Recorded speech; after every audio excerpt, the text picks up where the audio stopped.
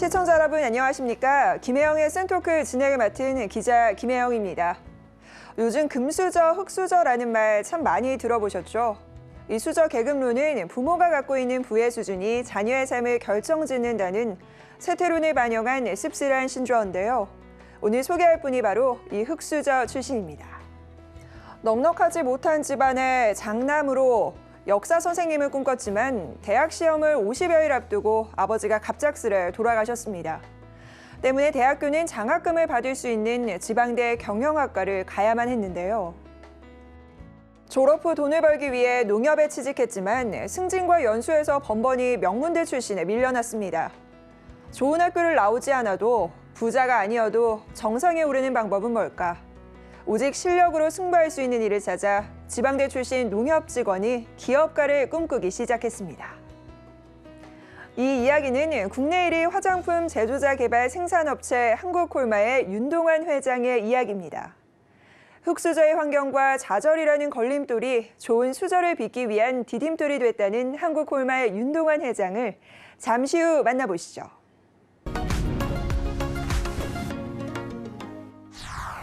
오랜 시간 동안 글로벌 화장품 산업의 리더는 프랑스와 일본으로 여겨져 왔다.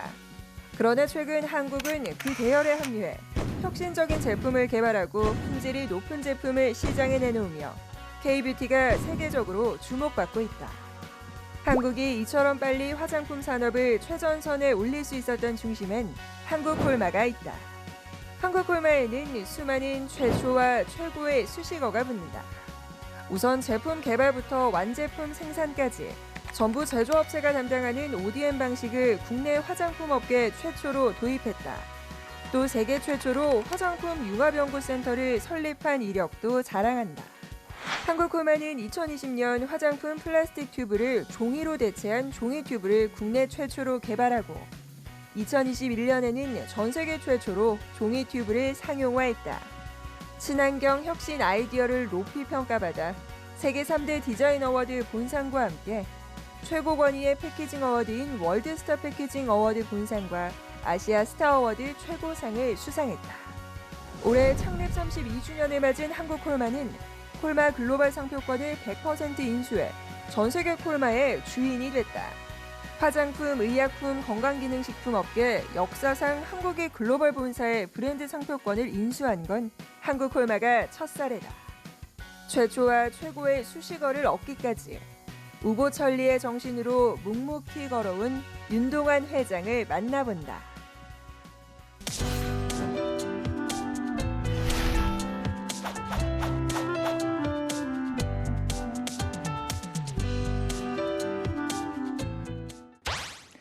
네, 1990년에 창업해 2015년 1조 클럽에 이름을 올린 K-뷰티 선구자격인 기업이죠. 한국콜마입니다.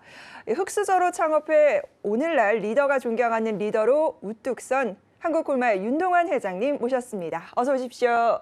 예, 안녕하세요. 네, 예, 오늘 반갑습니다. 네, 반갑습니다. 오늘 귀한 시간 내주셔서 정말 감사합니다. 네, 감사합니다.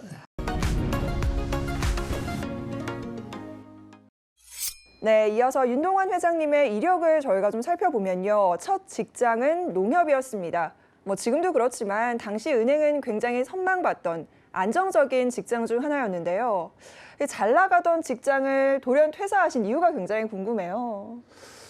제가 갖고 있는 제 능력이라 할까 환경이 네. 무엇을 해야 내 꿈을 이룰 수 있겠나라는 그런 생각을 했습니다. 근데 꿈이라는 게 뭐냐면 사람이 살아가는데 뒷받침해주는 에너지의 원천입니다. 네, 맞습니다. 그래서 그 에너지의 원천이 꿈이니까 늘 꿈을 갖고 있어야 가치 있는 삶을 살 수 있고 한다고 생각해서 꿈이 제가 농협에 오래 있기보다는 나가서 내 일을 해야 된다라는 그런 생각을 늘 했습니다. 특히 이제 아시겠지만 제가 시골 출신이고 또 지방대학 출신이고 하다 보니까 네.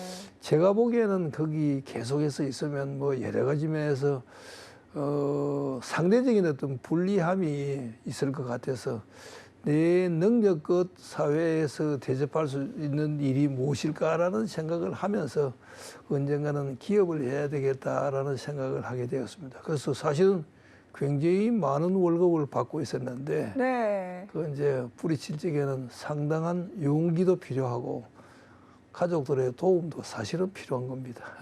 네, 맞습니다. 사실 저 같으면 쉽지 않은 그런 결정이었을 것 같은데요. 기업가라는 꿈을 이루기 위해서 이제 농협을 나와 대기업이 아닌 중소기업에 또 입사를 하셨습니다. 예. 의외의 선택들의 연속인 것 같은데 예. 당시만 해도 농협 출신은 대기업 입사가 충분히 가능했었던 걸로 제가 알고 있는데요. 그렇습니다. 예. 그럼에도 이 대기업이 아닌 중소기업을 선택하신 이유도 좀 궁금합니다. 그 당시에 우리가 이제 산업계에 있어서 큰 그 금융기관이 기업에 이제 자금을 공급한 점도 있지만 또 하나는 소위 그 우수한 인력이 금융기관에서 대기업 쪽으로 기업으로 많이 갔습니다. 그게 오늘날 우리 그 기업이 세계적인 기업이 되는데 상당히 그 한 계기가 되었다고 생각합니다. 근데 저도 그 농협의 대리였는데 신생 재벌 회사들 가면 다 차장, 부장으로 갈 수 있었는데 저는 중소기업을 택한 이유가 내가 월급 받는 생활을 오래 하기보다는 언젠가는 내일을 해야겠는데 그러면 수많은 케이스 스터디를 해야 되는데 케이스 스터디 하려고 그러면 대기업보다는 중소기업이 더 유리하다는 생각을 했습니다. 그 종합병원의 의사 선생님들이 일반 병원에 나가기보다는 대학병원에 계시면 월급이 상당히 적습니다. 네. 적은데도 불구하고 케이스 스터디 하기 위해서 있는 거 마찬가지로 저도 중소기업 가서 이 일 저 일을 다양하게 해볼 수 있는 게 내 꿈을 이루어 가는데 도움된다는 믿음 때문에 작은 회사를 옮겼던 이유입니다. 네, 차근차근 이 기업가로서 나아가기 위해서 스텝을 좀 밟아 오셨는데요. 중소기업에 입사하신 것 자체가 좀 전략적인 선택이었구나 이런 생각이 듭니다. 그런데 좋은 조건으로 외국계 제약회사에서 CEO 자리를 제안받았을 때도 또 몇 년 뒤 대웅제약에서 CEO 자리를 제안했을 때도 모두 고사를 하셨다고 합니다. 다른 기업의 CEO로 가는 것도 기업가라는 꿈에서 사실 크게 벗어나 보이지는 않는데요. 사실 저라면 그런 제안을 포기하기가 쉽지 않았을 것 같습니다. 용기가 내기 쉽지 않았을 것 같은데 어떻게 흔들리지 않고 그런 선택을 하게 되셨나요? 제가 갖고 있는 꿈이라는 게 내 손으로 기업을 만들어서 내 손으로 같이 이제 의논하고 서로 꿈을 나누어 가지면서 이 공동의 목표를 이제 이루어 가자라는 게 꿈이었는데 네. 대기업의 CEO 되면 대기업의 경영 철학 범위 내에서만 활동을 해야 됩니다. 그렇죠. 당연합니다. 네. 또 그 외국계 그 기업의 CEO로 가면 그쪽에서 하는 일들이 CEO기보다는 사실은 현지 지점장에 지나지 않잖아요. 맞습니다. 그래서 월급은 많고 편하고 모양새는 있더라도 이거는 내가 바라는 꿈을 위해서는 아니다라는 이유 때문에 옮기게 된 거죠. 그 중소기업으로 옮겼습니다. 그건 앞에서도 잠시 얘기했지만은 우리 대학병원의 의사 선생님들이 네. 일반 병원에 하는 것보다도 적은 월급을 받고 거기서 일하는 이유는 많은 케이스를 다룸으로써 앞으로 유명한 명의가 되겠다는 그런 꿈이거든요. 그렇죠. 그 이제 꿈이 이제 그런 그 일을 적은 월급을 받고도 할 수 있는 그런 에너지의 원천이지 않습니까? 나도 그 마찬가지로 중소기업에 가서 얼른 봐서 다른 사람들 보기에 모양새는 별로 안 좋더라도 어느 게 더 준비하는 과정에 필요한 거냐라고 생각을 했습니다. 예. 이 꿈이 참 원동력이 됐구나라는 생각이 드는데요. 포기할 줄 아는 용기라는 말이 저희 세대들에게도 굉장히 큰 울림이 될 것 같습니다. 내 꿈을 위해서 도전은 하고 싶은데 주변의 시선에 흔들리고 또 내 결정에 확신이 생기지 않아서 고민하고 있는 분들도 지금 상당히 많거든요. 예. 어쩌면 저도 그 중에 하나가 아닐까 싶은데 그런 친구들에게 어떤 조언을 좀 해주실 수 있을까요? 저는 이제 용기를 가끔 이제 우리 직원들을 교육할 때 얘기를 하는데 하고 싶은 일을 참고 하지 않는 결단. 그것도 힘든 일입니다. 네. 근데 그 참으면 이제 그 에너지가 내 내부에서 축적되잖아요. 더 큰 일을 할 수 있는 용기가 생긴다고 생각하고 또 하나는 용기는 해야 될 일을 과감히 하는 것도 용기잖아요. 하고 싶은 일을 참는 힘, 또 하고 싶은 일은 가지고 과감하게 하는 그런 힘, 이런 게 용기라고 생각해서 참는 게 대단히 중요한 그 용기 중에 하나고, 그래야 에너지가 비축된다는 믿음을 갖고 있습니다. 지금도 마찬가지입니다. 네, 그런 진정한 용기를 좀 가지고 여러분에게 응원의 메시지를 전해주셨습니다. 그런 구체적인 목표를 세웠기 때문에 15년간 대웅제약에서 실무를 익히시면서 창업 준비를 또 구체적으로 하나하나 실행에 옮기실 수 있었겠구나라는 생각이 드는데요. 그런데 창업을 하셨던 이 1990년대만 해도 사실 남성이 화장품 업계에 관심을 가지는 일이 쉽지는 않았을 것 같다라는 생각도 좀 듭니다. 창업 아이템으로 화장품을 정하게 되신 계기가 좀 있을까요? 제약 일을 배워서 제약 일을 하면 전에 있던 회사하고 경쟁 관계에 서잖아요. 맞습니다. 그럼 경쟁 관계에 서면 이제 전에 있던 회사가 하고 어떤 좋은 관계가 유지되지도 않고 사실 그 별로 도와주지 않습니다. 우리 풍토가. 네. 그러면 제약에 배운 경험을 제약이 아닌 다른 업종에서 활용할 수 있는 데가 없겠느냐를 찾아보면 그 중에 하나가 화장품일 수 있습니다. 그리고 이제 제약보다는 화장품이 훨씬 덜 성숙된 시장이고, 네. 또 그다음에 화장품은 자기 표현하는 수단이잖아요. 특히 여성들 사회 진출이 점점 많아지면 여성들한테는 때에 따라서 밥보다 화장이 더 중요할 때도 있습니다. 맞는 말씀입니다. 네, 그래서 그 화장품을 해서 제약에서 배운 경험을 네. 원용하고 응용을 하자라는 의미에서 제약 아닌 화장품을 이제 업종으로 선택했다고 볼 수 있습니다. 예. 미래를 내다보시는 성견지명이 좀 있지 않으셨을까라는 생각을 하게 됩니다. 또 우연히 잡지 속에서 이 미국 콜마 기사를 보시고 청사진을 또 그리셨다라는 이야기를 들었는데요. 그런데 그렇게 찾아간 미국 콜마에서 사실 한국의 신생 기업에게 선뜻 투자 의사를 밝히는 게 또 쉬운 일은 아니잖아요. 녹록지 않으셨을 것 같은데요. 좀 어떠셨어요? 이제 그래서 그 잡지에 보고 미국에 콜마라는 회사가 있는 걸 알고 찾아갔습니다. 네. 한국에 투자를 해달라고 부탁을 했더니만은 자기들은 한국에 투자할 계획이 없고 일본에 자기들 라이센시가 있는데 라이센시가 한국에 투자할 회사를 찾는다는 소문을 들었다. 그러면 거기 소개해 줄까 해서 찾아간 게 일본 콜마였습니다. 아, 일본까지 또 찾아가신 거예요? 예. 찾아가서 이제 한국 경제 상황, 산업 현황, 노동 시장, 금융 시장, 한국의 이제 제약 시장은 제가 경험했으니까 제약 시장과 제가 간접 조사한 화장품 시장에 대한 어떤 브리핑을 하고 투자를 해달라고 얘기했더니만 첫날 만나서 투자를 하겠다라는 동의를 받았습니다. 단 조건이 자기들이 51% 하고 지분을요? 내가, 지분을 내한테 49% 하라는 그런 제의였습니다. 네. 그래서 제가 역으로 다시 제안했습니다. 나는 뭐 직장인 출신이니까 별로 그렇게 돈이 없으니까 너가 80% 하고 나는 20%만 하겠다라고 해서 잠정적인 합의를 하고 이제 일본을 떠나 한국에 왔습니다. 네. 2주일 후에 계약서를 들고 일본에서 한국에 왔는데 오니까 거꾸로 자기들이 49% 할 테니까 내한테 51%를 하라라는 역제안을 했습니다. 왜 그런 역제안을 하게 됐을까요? 자기들은 이제 그 뒤에 얘기는 그렇습니다. 한국에 투자하는 게 아니라 만나보니까 윤동아이란 저 친구한테 맡기면 될 것 같다라는 느낌을 받아서 그러면 지분이 한국 쪽이 더 많아야 더 열심히 할 거다라는 그런 믿음을 갖고 있다. 그래서 그런 제안을 했습니다. 해서 저도 당황했죠.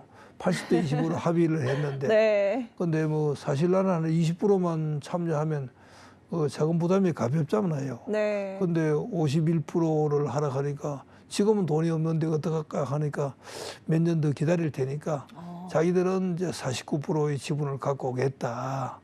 그래서 저는 이제 20% 정도는 먼저 하고 나머지는 몇 년 이내에 해주면 되겠다라고 해서 그래서 시작됐습니다. 네, 일본에서 성장 가능성을 보신 거네요. 뭐 자기들은 그런 얘기를 그 뒤에 했습니다. 앞에서 했지만 윤동아이라는 사람한테 투자를 하자. 그런 것 같으면 그 사람한테 자율권을 주고 또 그다음에 희망을 줘야 더 효과가 있을 테니까 그렇게 했다라는 얘기를 듣고 굉장히 고맙게 생각을 했습니다. 책임 경영과 관련된 부분도 좀 있는 것 같고요. 그렇습니다. 예. 굉장히 현명한 선택이 아니었나라는 생각이 드는데 예. 창업 스토리가 굉장히 한편의 드라마 같은 이야기 같아요. 근데 한국콜마를 창업했을 당시만 해도 국내 화장품 제조업계는 OEM 생산 방식이 대부분이었습니다. 그런데 한국콜마는 업계 최초로 제품 개발과 연구를 담당하는 ODM을 시도를 또 했어요. 이 부분이 굉장히 눈에 띄는데 ODM 비즈니스 모델을 도입하시게 된 계기도 좀 궁금하고요. 예. 시장에 굉장히 큰 변화의 바람을 좀 일으키셨을 것 같거든요. 그렇습니다. 예. 저는 이제 기업의 경쟁력은 첫 번째는 사람이고 네. 두 번째는 그 사람들이 만드는 기술력입니다. 기술력인데 기술력이 있어야만 경쟁력이 있습니다. 네. 제품의 질이 우수하니까. 그래서 그쪽으로 해야 되지. 그저 뭐 단순 가공만 해주는 가지고는 그 독창성도 없고 또 그다음에 마진을 만들어갈 힘도 여유도 없습니다. 나무 제품을 주문한 대로 만들어 주기만 하면 가공조 차익밖에 없거든요. 가공조 차익이라는 네. 게 뭐냐면 대기업과 중소기업의 차이 그 정도밖에 아닙니다. 그래가지고 이제 미래를 발전할 수 없으니까 기업은 미래를 위해서는 이제 그런 일보다는 자기 스스로 제품을 만들 수 있는 능력이 있어야 된다. 그러기 위해서는 OEM 가지고는 절대 되지 않는다. ODM을 돼야 된다 생각합니다. 자, 보십시오. 우리나라 OEM 하던 수많은 중소기업들이 있습니다. 네. 그 사람들이 대기업으로 큰 케이스가 대단히 적습니다. 거의 없습니다. 생존하기가 쉽지 않은 환경이죠. 그럼요. 그러면 이제 대기업의 영원한 하청 공장으로밖에 존재하지 않죠. 네. 그러면 이제 제가 갖고 있는 기업가의 꿈, 그게 이루어지지 않는다고 생각하기 때문에 저는 힘이 들더라도 우리가 기술을 만들고 사람을 키우고 하는 그런 이제 ODM의 방식을 택하자라고 생각을 합니다. 네, 또 2022년 5월에 한국콜마는 1921년 설립됐던 콜마의 원조 기업인 미국 콜마로부터 100년 역사의 콜마 글로벌 상품권 100%를 인수하게 됩니다. 글로벌 시장 확대를 위한 유리한 포석이 될 것으로 기대가 되는데요. 콜마의 상표권 인수와 관련해서 어떤 시너지를 좀 내시기 위해서 사업적인 전략도 많이 모색을 하고 계실 것 같아요. 그런데 뭐 사실은 이제 미국에 있는 콜마를 인수를 하려고 했는데 네. 그 생산 시설이 오래돼서 좀 노후화돼 있습니다. 그 다음에 거기에 뭐 사람들도 그렇게 이제 많이 남아 있지 않는 것 같기도 하고 그런 것 같으면 그 의미가 없거든요. 새로 해야 되니까. 네. 그러면 이제 미국 콜마를 인식하고 있는, 기억하고 있는 그 고객들이 있으니까 화장품 업계 사람들, 그분들을 위해서 콜마라는 상표만 우리가 샀게 해서 이제 카나다에 있는 우리 공장, 거기 원래 카나다 콜마였습니다. 거기도 이제 카나다로 콜마를 바꾸고 미국 회사도 미국에 콜마 있던 사람들이 나와서 만들었던 회사거든요.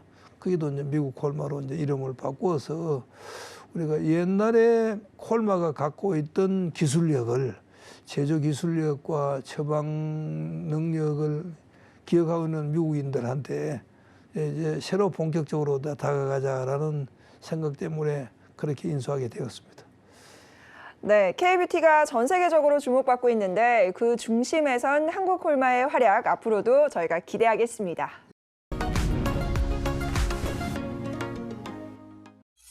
한국콜마는 단 3명으로 시작을 해서 지금은 임직원이 4천여 명에 달합니다. 네. 매출 규모도 2.5조 원 기업으로 성장을 했는데요.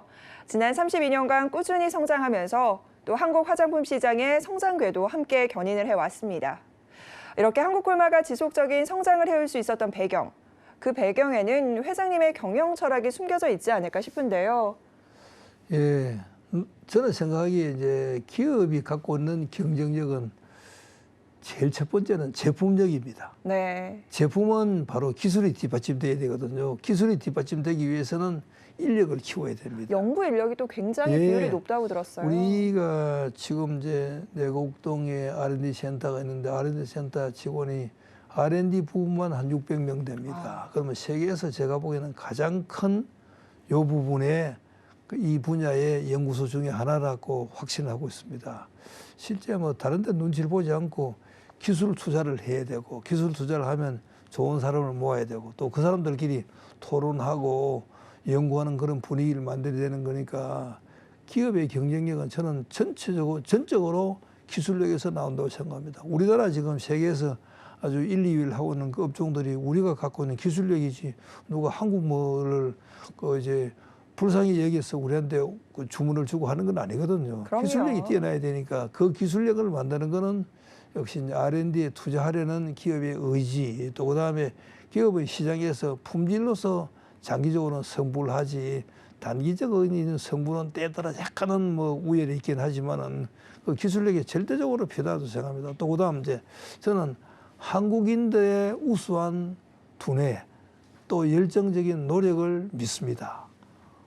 제가 보기에는 한국 사람들이 세계에서 가장 우수한 민족이고, 또 그다음에 일을 가장 열심히 하는 그런 그 특징을 갖고 있는 나라입니다. 그러면 이 사람들한테 필요한 거는 기술력을 양성하는 거잖아요. 네. 감히 이제 조심스럽게 얘기하지만 화장품 기술력 있어서는, 특히 기초 화장품에 있어서는 한국이 세계 최고입니다. 이미 뭐 중국, 일본에서도 이제 한국 화장품이 굉장히 사랑을 받고 있는데요. K 화장품이 전 세계적으로 인기를 끄는 것도 말씀하신 대로 연구개발 중심의 경영 철학 덕분이구나라는 생각이 듭니다. 그런데 회장님께서 생각하시는 경영자의 역할은 무엇이라고 생각을 하세요? 경영자의 역할은 우리가 기업이라 할 기자를 보면 한자로 써보면 이제 사람 인자 밑에 머물 지자를 씁니다. 아, 그러네요. 제가 그런 네. 해석을 합니다. 사람이 머물게 하는 것을, 오래 머물게 하는 걸 업으로 하는 게 기업이다라고 생각합니다. 기업에는 많은 사람들이 오랫동안 머물면 기술도 개발되고 또 영업력도 생기고 또 직원 간에 새로운 어떤 그 가치 철학도 생기고 해서 좋은 회사가 될 수 있다고 확신을 합니다. 그래서 그 우수한 두뇌들이 모이는 우리 한국에서 기술 개발, 이거는 정말 우리가 할 일이다. 우리 땅이 적지 않습니까? 네. 좁은 땅에서 할 수 있는 건 이제 기술 개발해서 좋은 제품을 만들 수 있는 능력을 키우는 거거든요.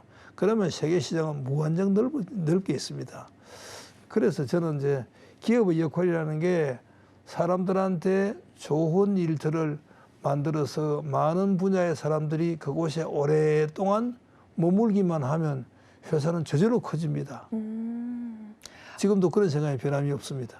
맞습니다. 이게 여담입니다만은 이제 한국콜마가 이미 연봉도 굉장히 또 높고, 제가 사옥을 잠깐 놀러 갔었잖아요. 또 사옥이 굉장히 좋더라고요. 아마 신경을 많이 쓰신 듯 싶은데요.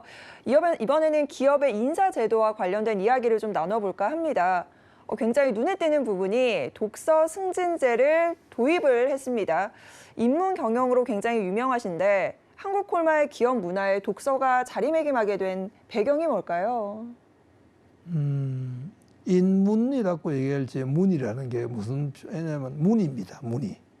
사람마다 문의가 다 다르다는 얘기입니다. 아, 사람마다 문의가 다 다르면 그 사람들을 알기 위해서는 인문학적인 지식이 필요하고 그 가치가 필요하고 그런 쪽으로 생각하는 인문학적인 사고가 중요하다고 생각합니다. 그래서 그 회사에 제가 오랜 기간 동안에 퇴직한 사람들 퇴직 면담을 해보면 왜 나갔냐 물어보면 월급 때문에 나간 사람 사실은 많지 않습니다. 거의 대부분 자기 꿈 때문에 나가고 동료와의 관계 때문에 나갑니다. 그러려고 그러면 이제 많은 사람들이 공유하는 철학을 하려고 그러면 서로 정보를 교환하고 생각이 비슷한 게 그 동의를 하든 안 하든 간에 있어야 서로 이해를 하거든요. 그러면 모든 경험을 할 수 없으니까 그런 경험은 책보다 더 좋은 경험이 없습니다. 그래서 그 책을 읽히자. 그래서 지금도 저희들은 1년에 6권의 토크감을 제출하지 않으면 인사에 불이익이 있을 정도로 모두 책을 읽자는데 공감을 하고 있습니다. 6권 이상을 읽으면 인사제도에도 플러스가 있나요? 그렇습니다.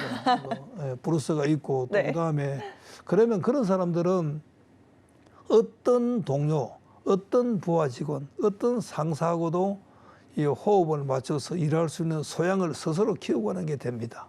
맞습니다. 독서를 통해서 뭐 사회성도 좀 배울 수 있을 것 같고요. 독서가 주는 많은 교훈들이 있을 것 같은데요. 네, 한국콜마의 전 직원이 이렇게 책을 가까이 두는 기업 문화는 한국콜마만의 굉장히 큰 자산일 것 같습니다.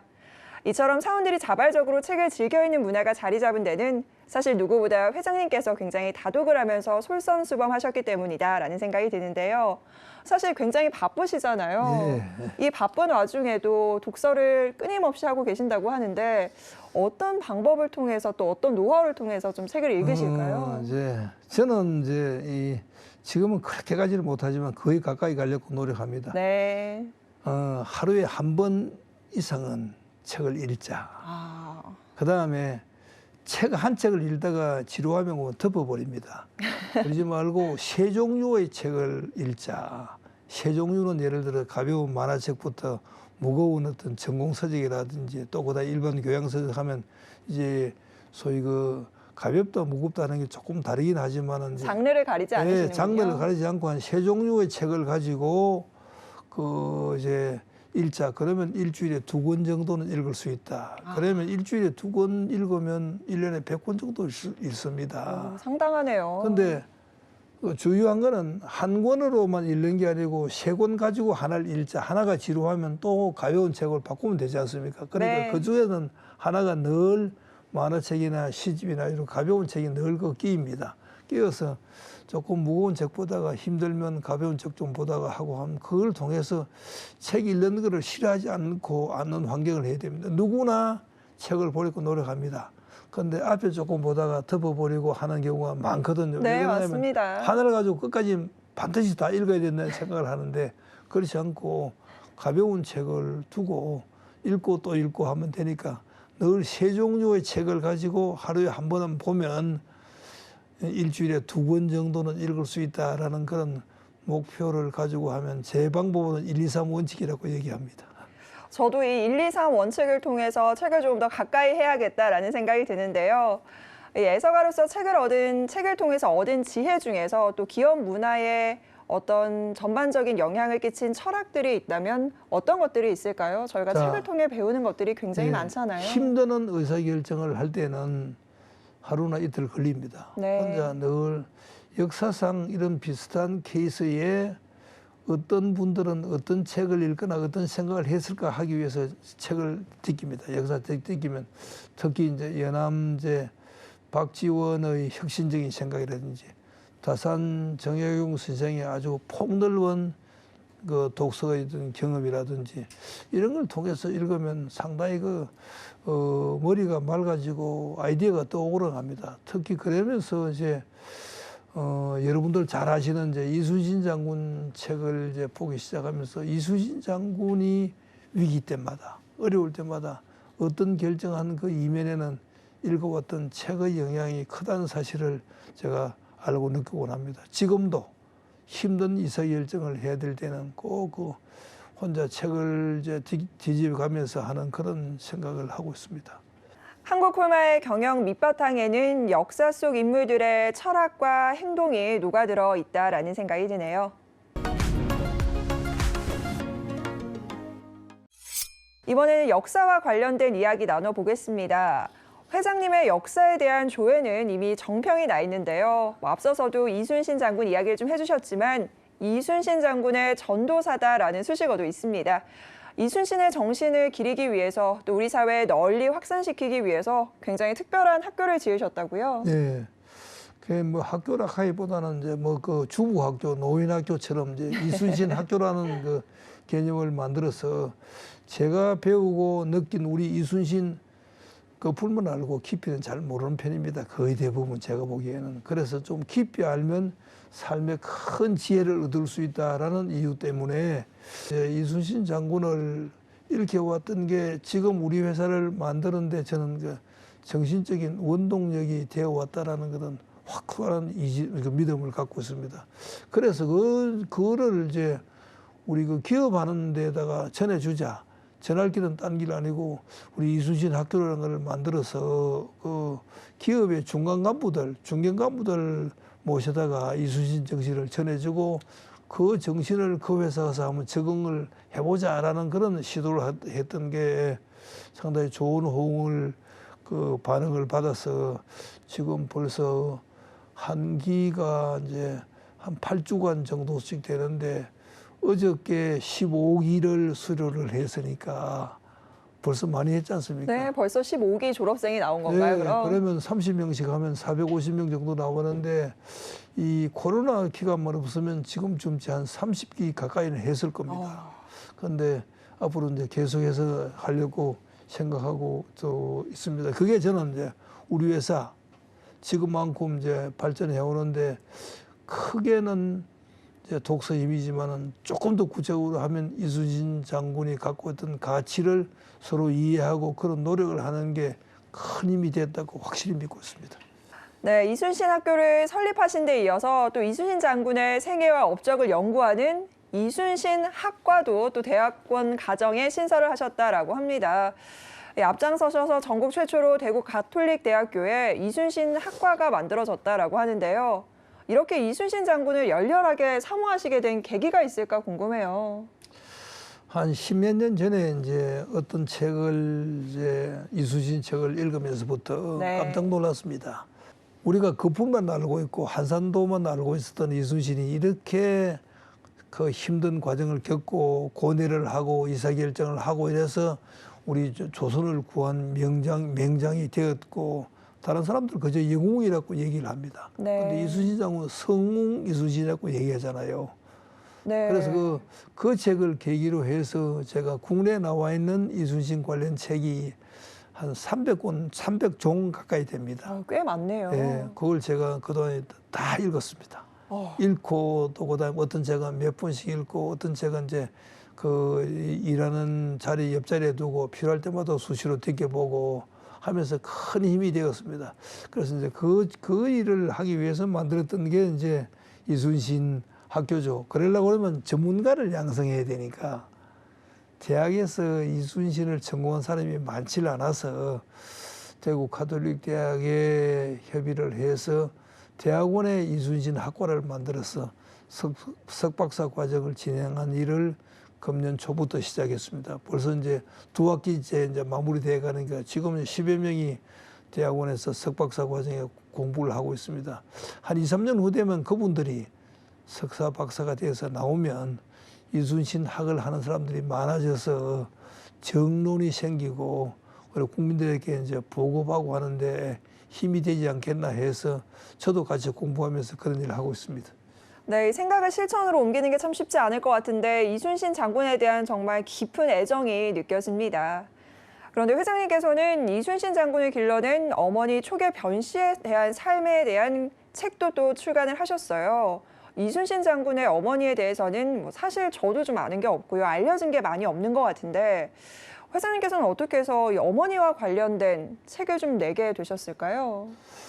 자, 이 세상에 제가 보기엔 아주 위대한 분들의 뒤에는 네. 늘 훌륭한 어머니가 있습니다. 네, 맞습니다. 그 다음에 하나님이 이 세상에 천사를 내려보낼 수 있는 여력이 다 안 되니까 대신해서 어머니를 보냈다라는 얘기를 할 정도입니다. 어머니는 네.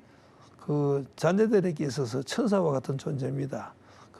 그분들이 이제 우리에 대한 어떤 가르침과 애정이 우리 한 인간을 만들었는데, 자, 이순신의 어머니, 안중근 의사의 어머니, 한석봉 장군의 어머니, 한석봉 선생의 어머니, 또 그 다음에 이율국 선생의 어머니, 이런 분들, 또 맹자의 어머니, 다 대단한 분들이었습니다. 자식 교육을 위해서 모든 것을 바치는 그런 분들이었으니까 그런 분들 제 장점이 뭐냐라는 것을 찾아가는 과정에 이순신 장군을 키웠던 사람 중에서 가장 정신세계를 키운 분은 어머니라는 생각을 했습니다. 그래서 그 어머니 자료를 여기저기 이제 있는 거 모아서.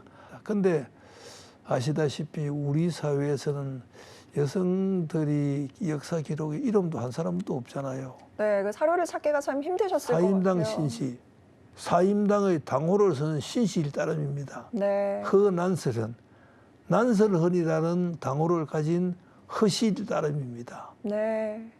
그래서 이제 그런 그 뒤에서 희생을 하면서 숨으면서 자녀를 키우는 저런 어머니들의 정신을 전하자. 또 그다음 이순신 장군이 난중일기에 쭉 보면 어머니에 관한 얘기가 한 100몇십 분 이상 나옵니다. 한 번도 어머니라는 얘기를 하지 않고 천지라는 표현을 씁니다. 천지라는 표현은 우리말로 번역 굳이 하면 하늘이라는 뜻입니다. 이순신 장군에 있어서 어머니는 하늘 같은 존재였습니다. 그래서 그 부분을 조금 정리를 해서 무엇이 이순신 장군에게 가장 큰 영향을 미쳤나 봤을 때는 저는 이순신 장군의 어머니였습니다. 네, 회장님께서는 이렇게 역사에 대한 사랑과 집념이 대단하신데요. 또 유명한 일화가 하나 있습니다. 해외 유출 문화재였던 수월 관음도를 직접 매입하셔서 박물관에 기부를 하시기도 했는데요. 뭐 요즘 말로 그야말로 역사 덕후가 아니실까 싶은데 어떻게 고려 불화를 기부하실 생각을 하시게 되신 걸까요? 유럽 여행 중에 프랑스 파리에 가면 아시겠습니다만 김해 미술관이라고 있습니다. 유명한 미술관입니다. 거기 한번 들리더니만 고려 불화가 한 점 있어요. 수월 관음도가. 그러면서 그 해설한 사람이 한국의 국립박물관에는 없는 걸 우리가 갖고 있습니다라는 얘기를 합니다. 와서 확인하니까 사실들이더라고요. 그래서 이제 안타깝게 생각했습니다. 그런데 어느 날 이제 일본에 있는 아는 분으로부터 그 수월 관음도가 하나 일본에 있다. 혹시 살 의향이 있으면 한국에 있는 사람 소개를 해달라는 얘기를 듣고 가격을 들으니까 상당히 많은 금액이었습니다. 그래서 이거는 제가 사서 국립박물관에 기증을 하는 게 좋겠다 생각해서 저로서는 상당히 큰 부담이었습니다만은 그러나 그게 뭐 요즘식으로 하면 그 좋은 아파트 한 채 값이었습니다. 그 사서 국립박물관에 넣었습니다. 그런데 기증을 했습니다. 그때 사고 나니까 주변 사람들이 회사가 보관하고 회사가 관리하라는데 그러면 많은 사람이 보기 힘들어합니다. 사실 저도 그 부분이 좀 궁금했어요. 국립박물관에 가야 국립박물관에서 관리도 잘해주고 또 그 다음에 많은 사람들에게 이제 볼 수 있는 계기도 되고 또 우리 고려 3대 보물이 하나가 수월 관음도고 하나가 뭐 그 여러 가지 몇 가지 있습니다만 그게 우리 국립박물관에 없다는 것도 해결되잖아요. 네. 그 프랑스 김해박물관에서 그게 어떤 뜻으로 얘기했을까요? 국립박물관에도 없는 걸 우리를 갖고 있다는 게 자랑이기도 하지만 자기들 자랑이기도 하지만 우리한테는 수치잖아요. 부끄러움이잖아요. 맞습니다. 그래 해결하고 또 우리 국민들에게 해외에 나와 있는 문화재들이 있으면 우리 사서 한국에 갖고 오는 일들을 나라가 다 하기에는 너무 힘이 들어요. 네. 또 네트워크도 부족하고 이 일반 기업하는 사람들이나 개인도 그런 일을 참여하는 게 좋지 않겠나라는 그런 뭐 건방진 생각 때문에 그렇게 했습니다. 네, 최근에는 콜마 무궁화 역사문화관 개관 소식도 있습니다. 회장님의 역사 사랑은 정말 대단하다라는 생각이 드는데요. 콜마 무궁화 역사문화관은 어떤 곳인지 또 궁금합니다. 제가 어릴 적에 초등학교에 다닐 적에 우리는 분교가 6.25 직후에 분교를 해서 조그마한 학교를 만들었는데 교장 선생님이 학교 교사 제일 한가운데 무궁화 꽃을 심어요. 화단을 조성하면서 우리가 같이 심고 했습니다. 네. 그리고 이제 어디 가나 공공기관이나 학교에 가면 무궁화가 많이 있었습니다. 관념적으로만 뭐 우리나라 꽃이라 그러면 무궁화라고 얘기를 하면서 사실은 이제 소홀히 하는 생각이 들어서 왜 그럴까라고 제가 한번 제 나름대로 추적을 해보니까 일본 사람들이 만드는 악플 때문에 그렇습니다. 어떤 내용인가요? 일본이 우리 이제 한국을 강제 병합해서 지배할 그 기간 동안에 보니까 독립운동 하시는 분들이 다 집에서 무궁화를 심고 또 무궁화를 서로 나누고 가면서 뜻을 나누고 하는 것을 보고는 자 무궁화를 심지 않게 해야 되겠다 해서 민족 정신을 좀 말살시키려는 말살시켜야 정책이었군요. 되겠다는 이유 때문에 예를 들어서 뭐 이상한 소문을 만들어서 벌레가 많으니 이제 꽃이 빨리 떨어지니까 아버지가 먼저 돌아가시려니 이런 악플을 만들었어요. 네. 그게 이도적인 이었습니다. 문화 침략이었습니다. 네. 그래서 이제 그게 지금도 남아서 무궁화에 진딧물이 많다는 등등 얘기하는데 장미보다 훨씬 적습니다. 사실 저도 무궁화에 벌레가 많이 낀다라는 얘기를 들어봤던 것 같아요. 그런데 실제 보시면 벌레 없습니다. 별로 없습니다. 네. 또 그다음에 지금은 이제 재배하는 방식도 이제 많이 발달되고 해서 거의 생기지 않게 키울 수 있습니다. 또 무궁화처럼 5월 달에 피서 11월 달까지 꽃이 있으니까 한 나무가 조금 성장하면 한 500송이의 꽃을 피웁니다. 와, 장관이겠는데요. 네, 6개월간 그러면 한 달에 100송이씩 피잖아요. 네. 무궁화꽃이라는 게 24시간부터 72시간까지만 갑니다. 그게 그러면 매일같이 떨어지면 한 달에 적어도 600송이 정도가 이제 피는 것 같으면 한 나무에 한 달에 100송이 피잖아요. 네. 그러면 하루에 세 송이 정도가 늘 떨어집니다. 유심히 보시면 무궁화꽃이 떨어질 적에 딱 단정하게 스스로 오므러져서 곱게 떨어집니다. 나는 그걸 보고 어떤 생각이 드느냐 하면 우리네 어머니들이 한복 치마를 곱게 여며서 입는 단정하게 여며 입는 그런 모습 같은 게 늘 생각돼요. 그래서 이게 무궁화가 이제 나라 꽃을 만들어야 되겠다. 법적으로도. 그러면 무궁화에 대한 사실도 알려주고 또 무궁화도 보급도 하고 를 통해서 또 국민들의 서명도 받아서 앞으로 무궁화를 나라 꽃으로 법제화하는 어떤 그런 과정들을 할까 싶어서 시작했습니다. 제가 무궁화 책을 보고 자료를 보니까 고조선 때부터 신라, 고려, 조선, 대한제국, 일제 지금 늘 무궁화가 있어 왔습니다. 근데 그런 것도 조금 역사적으로 간추려서 보여주고 하는 그런 젊은 사람들에게 보여줘서 나라 꽃이 무궁화라는 사실은 다 관념적으로 생각하는데 그 조금 더 보급을 하고 하자는 그 이유 때문에 뭐 그저 하나 그런 일을 또 시작을 했습니다. 네, 사실 저도 이번에 준비를 하면서 알았는데 무궁화가 대한민국의 국화다라는 거 알고 있었지만 무궁화를 대한민국의 국화라고 규정한 법이 없다라는 사실은 잘 몰랐습니다. 국회에서 무궁화를 관리하자라는 법률이 수차례 발의가 되기는 했었다고 하는데 모두 무관심 속에 폐기가 되고 말았다고 해요. 이번엔 회장님의 응원에 힘입어서 좀 결실이 맺을 수 있을지도 궁금한데요. 좀 맺었으면 하는 바람이 들어요. 예, 그런 노력을 하기 위해서 아주 크진 않지만 조그만하게 우리 그 경기도 여주시 그 세종대왕릉과 효정릉이 있는 그 두 릉 앞에 우리 무궁화 역사 문화관을 만들었습니다. 그래서 앞으로 무궁화에 대한 자료도 수집하고 또 무궁화도 이제 묘목장을 많이 만들고 해서 많이 보급하는 일들로서 이 사회가 저한테 베풀어준 이제 고마움을 갚는 길이라고 생각해서 그런 일을 하나 시작을 했습니다.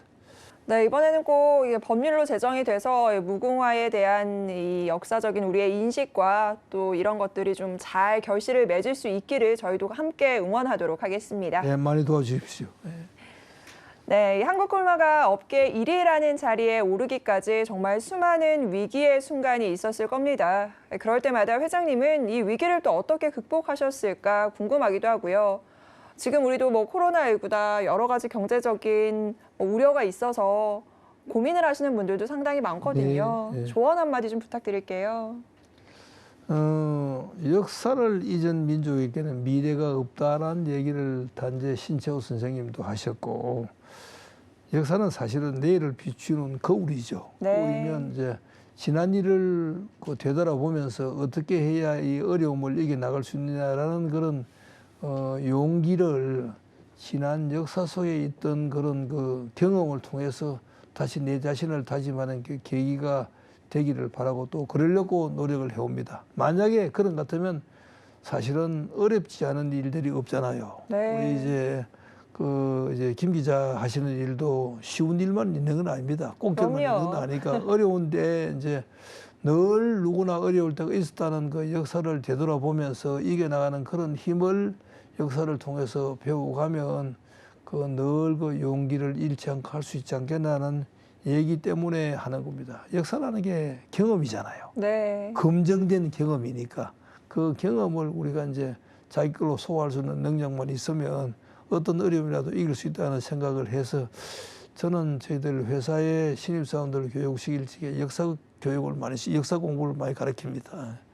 네, 우리 모두 각자 다른 목표를 가지고 있지만 어떤 목표를 가졌든 당장 눈에 보이는 것을 집착하지 않고 좀 한 걸음 한 걸음 나아간다면 꿈을 이룰 수 있지 않을까라는 생각이 드는데요. 회장님이 생각하시는 인생에 대한 교훈과 관련된 사자성어가 있다면 어떤 게 좀 있을까요? 제가 가장 좋아하는 단어는 우보천리가 있습니다. 또 그게 비슷한 말이긴 하지만 우생마사란 말을 다 장자에 나오는 글인데 우보천리라는 거는 소걸음으로 천리를 간다는 얘기지 않습니까? 네. 준비된 자세로 꾸준히 쉬지 않고 오래가면 어떤 일이든지 이룰 수 있다고 생각합니다. 소걸음으로 꾸준히 쉬지 않고 하는 겁니다. 우생마사라는 얘기는 큰 물이 오면, 장마나 홍수가 오면 말은 죽고 소는 산다는 얘기입니다. 근데 말은 헤엄을 잘 치는 동물입니다. 아, 네. 소는 헤엄을 잘 못 칩니다. 헤엄 잘 치는 말은 왜 죽고 헤엄을 못 치는 소는 왜 사느냐 하면 소는 같이 물과 같이 떠내려갑니다. 조금씩 가쪽으로 나가서 살아오고 말은 거센 물결을 빨리 헤엄쳐 나가서 서둘러 하다가 힘이 지쳐서 빠져서 죽는다는 그런 얘기입니다.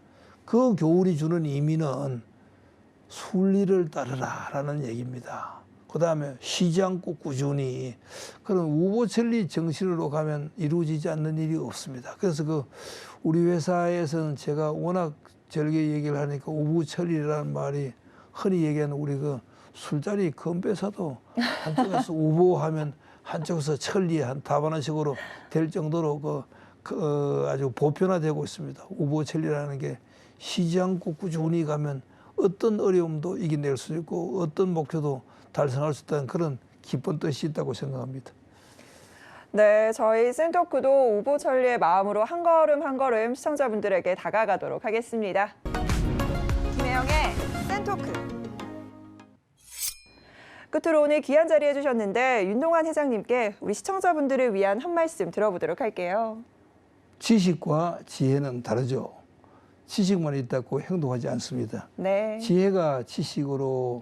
지식이 지혜로 바뀌려고 하면 연습이 필요합니다. 그래서 학습이라고 합니다. 학을 통해서 지식은 생기는데 섭을 통해야 지혜가 생기거든요. 지혜가 생겨야 실천력이 생깁니다. 그 생긴 실천력을 우리는 지혜라고 얘기하는데 많이 쌓으면 술이 됩니다. 술, 예술, 기술. 아, 네. 예술, 기술이 되고 또 술이 되어서 다시 에이징, 숙성을 시키면 그게 도가 된다고 얘기를 합니다. 기술, 예술을 숙성을 시키면 도가 되니까 우리 흔히 도사라는 얘기를 하잖아요. 아, 그렇게 연계가 되는 거군요. 그럼요. 장자에 나오는 얘기인데 지가 지혜로 바뀌고 지혜가 술로 바뀌고 술이 다시 도로 바뀌면 어느 누구도 뺏어갈 수 없고 영원한 재산이 내 마음속에 몸속에 생긴다는 그런 뜻입니다. 그래서 그래야 책을 읽은 것을 실천할 수 있는 힘이 생긴다라는 그런 믿음을 갖고 있습니다. 이런 거 생각하시면 이제 우리가 배운 것을 어떻게 익히고 어떻게 기술 예술화시키고 어떻게 도의 길로 갈 거냐라는 생각할 수 있는 계기가 있어서 실천하는 데 약간 도움이 되지 않겠나는 생각을 합니다. 네, 저도 오늘 해주신 말씀들 마음에 잘 새기고 실천해 보도록 하겠습니다. 오늘 함께해 주셔서 너무 고맙습니다. 아유, 고맙습니다. 예. 아무리 책을 좋아하고 많이 읽어도 이를 습득한 뒤 실천하지 않으면 그 의미가 퇴색되기 마련이죠. 그런데 윤동환 회장님은 열심히 읽고 이를 일과 연관지어 실천에 옮기고 또 삶의 지표로 삼아 늘 발전하는 인물로 기감이 되고 계십니다. 앞으로도 책과 역사를 살아가는 윤동환 회장님의 행보를 저희 센토크도 응원하도록 하겠습니다. 김혜영의 센토크는 오늘 여기까지입니다. 저희 다음 시간에 찾아뵙도록 하겠습니다. 함께해 주신 여러분 고맙습니다.